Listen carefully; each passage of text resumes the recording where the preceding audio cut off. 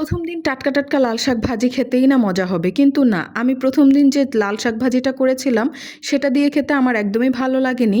কিন্তু একটুখানি left over রয়ে গেছিলো। এজন্য পরের দিন আমি আরকি রাতের বেলা যখন খাচ্ছিলাম, ওটা দিয়ে খেতে এত দারুণ লাগছিল, জানি না এটা অল্প একটুখানি রয়েছে বিধায়ই লাগছে, নাকি অন্য কোনো রিজন আছে, আমার সত্যিই জানা নেই।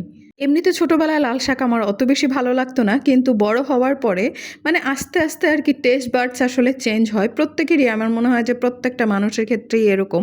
মুরগির মাংসটা একেবারে দুদিনের জন্য আমি রান্না করে ফেলেছি। যেহেতু আমার শরীরটা খারাপ, এজন্য প্রতিদিন তো আর আমার রান্না করা সম্ভব হয়ে ওঠে না।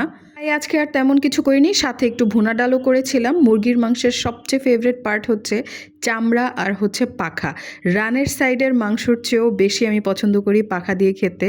মানে আমার এত পরিমাণে পছন্দ, আজকে ফাইনালি খেতে পেরে আমার খুবই ভালো লেগেছিল।